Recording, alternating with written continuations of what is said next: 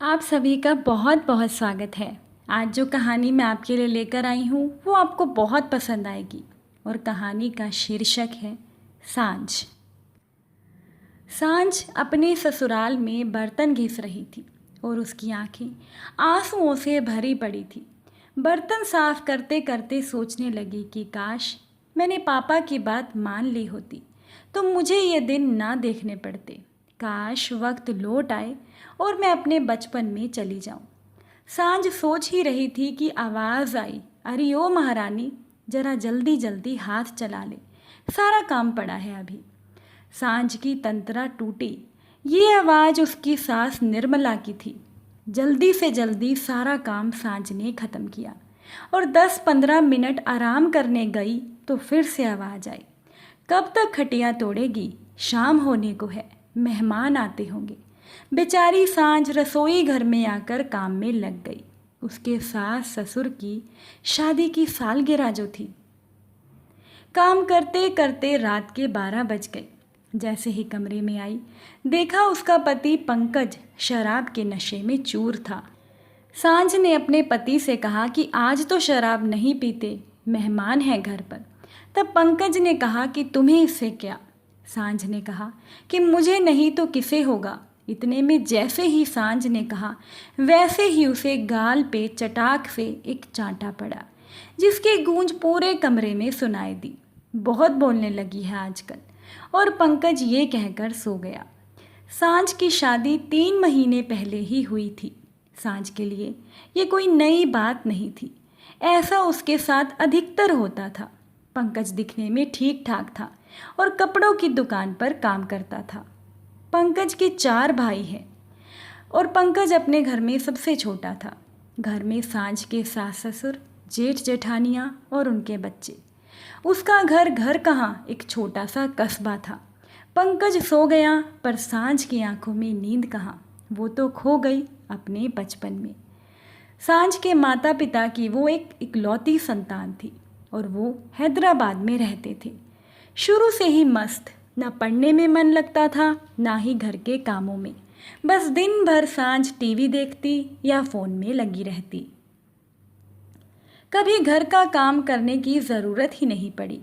सांझ के पापा हमेशा सांझ से कहते थे कि सांझ कुछ काम कर लिया कर, पता नहीं कैसा ससुराल मिले, कम से कम पढ़ाई में ही मन लगा लिया कर। आज के समय में लड़कियों को अपने पैरों पर खड़े होना बहुत ज़रूरी है। कम से कम मास्टर डिग्री तो हाथ में होनी ही चाहिए, क्योंकि कल किसी ने नहीं देखा।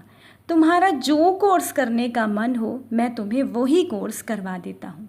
पता नहीं बेटा कैसा ससुराल मिले, कैसा पति हो। अपने पैरों पर खड़ी रहोगी तो अच्छा ही होता है। अरे भविष्य किसी ने नहीं देखा। सांझ कहती है, अरे पापा आप तो ऐसे कह रहे हो जैसे मेरी शादी किसी गांव में कर दोगे। क्या हर समय मेरे पीछे ही पड़े रहते हो। अरे आप तो हर समय मेरी बेटी के पीछे पड़े रहते हो। मैं तो उसके लिए राजकुमार लेकर आऊँगी। राज करेगी राज अपने ससुराल में। नौकर चाकरों की तो लाइन लगी रहेगी। सांझ की माँ सांझ को बहुत प्यार करते हुए कहती। ये तो उनके घर की रोज की कहानी थी। सांझ की मम्मी उसके पापा को ऐसे ही रोज चुप करवा देती। सांझ का बीकॉम का आखिरी साल था और उसका आखिरी पेपर था। पेपर ख़त्म होने के बाद छुट्टियों में उसके चाचा जी के यहाँ गांव जाने वाले थे। वो गांव के लिए रास्ते में निकले तो कार की एक ट्रक से टक्कर हो गई और एक्सीडेंट इतना भयानक था कि सांझ के पिताजी की वहीं मृत्यु हो गई और सांझ की मम्मी को आईसीयू में ज़िंदगी और मौत की लड़ाई लड़ते हुए देखा गया। सांझ को ज़्यादा चोटें नहीं आई क्योंकि वो पिछली सीट पर बैठी थी। सांझ बेहोश थी। जब सांझ को होश आया तो पता लगा कि उसके माता पिता अब इस दुनिया में नहीं रहे। उसके चाचा जी ने उसको संभाला। अब सांझ के नाना नानी दादा दादी कोई भी नहीं थे, बस एक चाचा थे और एक मौसी थी। हैदराबाद का घर किराए का था, इसीलिए वो खाली करना पड़ा और सांझ को उसके चाचा जी अपने साथ गांव में ले गए। उसकी चाची उससे घर के सारे काम करवाती। वो सांझ जो एक गिलास पानी का भी उठाकर नहीं पीती थी, आज पूरे घर का खाना बनाने लगी थी। कभी कोई काम अगर अच्छा ना होता तो चाची उसको मार भी देती थी। उसकी चाची के बच्चे उसके साथ नौकरों के जैसा व्यवहार करते और अगर चाचा जी कुछ बोलते तो उनको चुप करवा दिया जाता। घर में चाची का ही राज चलता था। सांझ का पढ़ना लिखना सब कुछ छूट गया। चाची के लिए सांझ बोझ थी तो वो उसे अपने से जल्दी दूर भगाना चाहती थी। एक दूर के रिश्तेदार के बेटे पंकज से सांझ की शादी करा दी गई।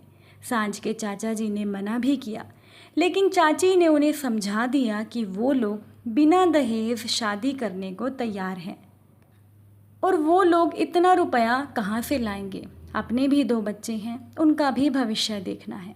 अब सांझ बिल्कुल शांत हो चुकी थी।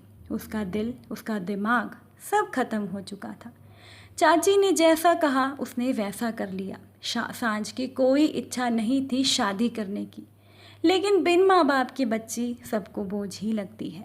बिना दहेज दिए खूबसूरत चंचल सांझ पंकज के गले में बांध दी गई। पंकज की कमाई बहुत नहीं थी, जिसकी वजह से घर में उसकी कोई इज्जत नहीं थी। सारी भाभी उससे अपने काम निकलवाती रहती। पंकज अपने मन की झुंझलाहट सांझ के ऊपर निकालता। वो रोज सांझ से मार पिटाई करता था। फूल जैसी सांझ बिल्कुल मुरझा गई थी। दिन भर घर में काम करती रहती और उसे अपने पति से मार भी बहुत पड़ती थी। वो सब कुछ सह रही थी क्योंकि उसके पास कोई रास्ता ही नहीं था। सांझ सोचती थी कि किससे वो अपने मन की बात करे, क्योंकि कोई भी उसका अपना नहीं था। सांझ एक जिंदा लाश बनकर रह गई थी।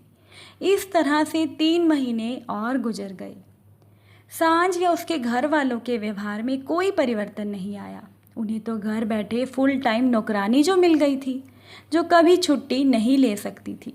सांझ की जेठानियाँ 20-20 दिन अपने मायके में निकाल कर आती थी, लेकिन सांझ कहाँ जाती। सांझ की चाची कभी उसे बुलाती ही नहीं थी। बिना दहेज शादी जो करवा दी थी। सांझ ने इसे ही अपनी नियति मान लिया। सांझ के घर में उसकी हैसियत सिर्फ एक काम वाली बाई जैसी थी। छोटी से छोटी बात में उसका पति पंकज उसे थप्पड़ मार देता। कभी पंकज ने सांझ की इच्छा जानने की कोशिश ही नहीं की। सांझ की जिंदगी बहुत ही खराब हो चुकी थी। कब सुबह हुई कब रात हो गई और सुबह उठते ही सांझ अपने कामों में लग जाती थी। एक बार उसने पंकज को नहाने का पानी दिया जो ज़्यादा गर्म नहीं था। फिर उसे एक थप्पड़ पड़ा और ज़ोर से चिल्लाने की आवाज़ आई कि कोई काम ढंग से नहीं होता क्या तुझसे, गंवार कहीं की।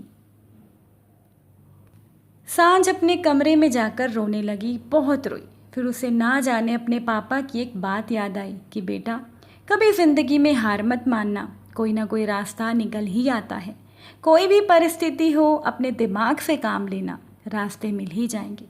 उसने बहुत सोचा और समझ गई कि क्या करना है। रात को सबके सो जाने के बाद सांझ हैदराबाद जाने वाली बस में बैठ गई और सुबह वो हैदराबाद पहुंच गई। अपने पापा के बहुत अच्छे दोस्त सक्सेना अंकल से मिली। उन्होंने उनकी बात सुनी और उसको कहा चिंता ना करे। सक्सेना अंकल ने सांझ को बताया कि तुम्हारे पापा से मैंने 10 लाख रुपए उधार लिए थे बिजनेस के लिए और मैं तुमको ढूंढ ही रहा था ये पैसे देने के लिए और ये भी बताने के लिए कि तुम्हारे लिए तुम्हारे पापा ने फिक्स्ड डिपॉजिट किए हैं। तुम्हारे पापा ने तुम्हारे लिए 20 लाख रुपए रखे थे तुम्हारी शादी और तुम्हारी पढ़ाई के लिए। ये सुनकर सांझ रो पड़ी कि पापा ने मेरे भविष्य के बारे में कितना कुछ सोचा। सांझ ने एक घर किराए पर लिया और खूब मन लगाकर पढ़ाई की और बैंक में क्लर्क बन गई। आज भी उसे अपने पापा की यही बात याद है कि भविष्य किसने देखा, अपने वर्तमान को अच्छा बनाने से ही भविष्य अच्छा बनेगा और लड़कियों को आत्मनिर्भर होना ही चाहिए। ये सांझ समझ चुकी थी और अपने जीवन की सांझ होने से पहले सांझ संभल गई थी। इसीलिए हर लड़के को अपनी ज़िंदगी में आत्मनिर्भर होना ही चाहिए। कहानी आपको कैसी लगी मुझे कमेंट में ज़रूर बताइएगा और चैनल को सब्सक्राइब करना मत भूलिएगा। धन्यवाद।